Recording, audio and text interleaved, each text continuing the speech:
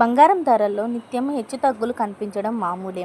అంతర్జాతీయ పరిణామాలు, డిమాండ్ని బట్టి గోల్డ్ రేట్లు మారుతూ ఉంటాయి.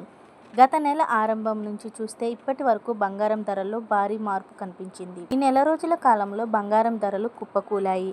నవంబర్ 1వ తేదీన తులం బంగారం రేటు 73,850 ఉండగా ప్రస్తుతం ఆ రేటు 71,150కి చేరుకుంది.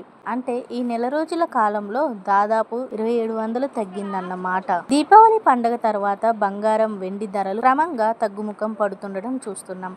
గత వారంలో ఈ రేట్లు భారీగా క్షీణించాయి. దీంతో పసిడి ప్రియులు సంబరాలు చేసుకుంటున్నారు, ఫ్రెష్ కొనుగోళ్లకు వెళుతున్నారు. ప్రస్తుతం హైదరాబాద్ మార్కెట్లో 24 క్యారెట్ గోల్డ్ తులానికి 77,650 రూపాయలకు లభిస్తోంది. 22 క్యారెట్ల గోల్డ్ రేటు చూస్తే 71,150 రూపాయలకు దొరుకుతోంది. దేశంలో అన్ని ప్రధాన నగరాల్లో దాదాపు ఇవే రేట్లున్నాయి. ఒక సంవత్సరం కింద చూస్తే 22 క్యారెట్ల బంగారం ధర 10 గ్రాములు 53,000 ఉండేది. అది కాస్త ఇప్పుడు 71,150కి చేరింది. అంటే సంవత్సర కాలంలో బంగారం ధర 30% పెరిగింది. గత 6 నెలల్లో చూసిన ధర 15% పెరిగింది. కానీ గత నెల రోజుల కాలంలో మాత్రం దాదాపు 10% పడిపోయింది. దీంతో రాబోయే కొన్ని నెలల్లోనే గోల్డ్ రేటు కదలికలపై భిన్నాభిప్రాయాలు వెల్లడవుతున్నాయి.